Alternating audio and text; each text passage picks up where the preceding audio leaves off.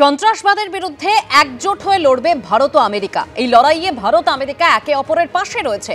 মোদি ট্রাম্পের মধ্যে বৈঠকের পর এই বার্তাই দেওয়া হলো দুদেশের তরফে।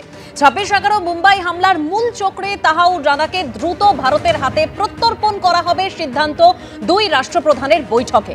ভারতের শত্রু রানাকে প্রত্যর্পণের জন্য ধন্যবাদ হোয়াইট হাউসে বৈঠক শেষে ঘোষণা প্রধানমন্ত্রী নরেন্দ্র মোদির।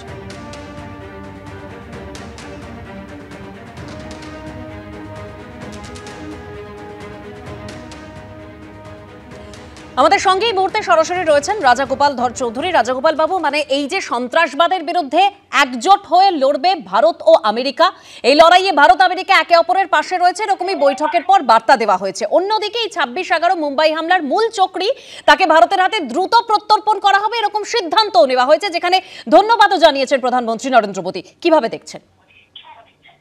হ্যাঁ, দেখুন, 26/11 যে প্রধান অভিযুক্ত রানাকে আমেরিকা জেলেছি, most dangerous man, এটা তো একটা আমাদের ভারতকে যেটা দেওয়া হচ্ছে, ভারত সেটা বহুদিন ধরে চেয়েছিল। আজকে সেটা লিগাল মোটামুটি সেগুলো দরকার ছিল, কমপ্লিট হয়ে গেছে। এখন সে হয়তো কিছুদিন পর ভারতে আসবে, ভারতে জেলে থাকবে, কি ব্যাপারে তাকে কি শাস্তি দেবে সেটা ভারত সরকারের ঠিক করবে। এটা বহু পুরোনো দিনের ব্যাপার।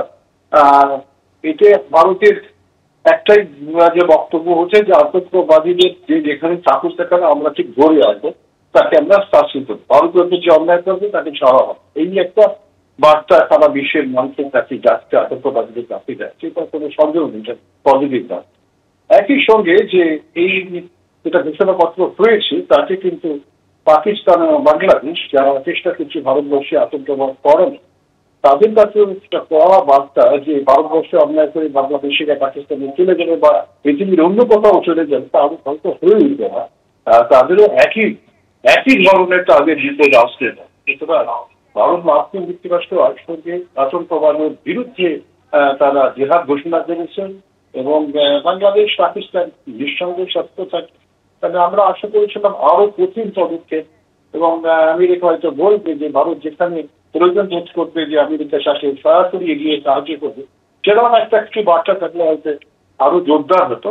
কিন্তু বার্তাটা খুব মাইল্ড, মানে লঘু গোছের বার্তা, কিন্তু আমেরিকা ভারতের সাথে আছে, এটাই একটা বড় বার্তা যারা আতঙ্কবাদ ভারতবর্ষে চলার চেষ্টা আছে।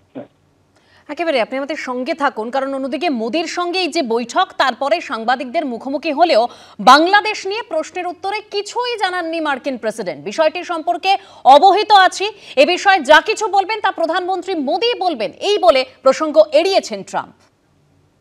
And Mr. President, what you would like to say about the Bangladesh issue, because we saw and it is evident that how the deep state of United States was involved to regime change during the Biden administration, and then Muhammad Yunus made Junior Soros also. So what is your point of view about the Bangladesh? And what is the role that the deep state played in the situation in Bangladesh? Well, there was no role for our deep state. It was, this is something that the Prime Minister has been working on for a long time and has been worked on for hundreds of years, frankly. I've been reading about it. But I will leave Bangladesh to the Prime Minister.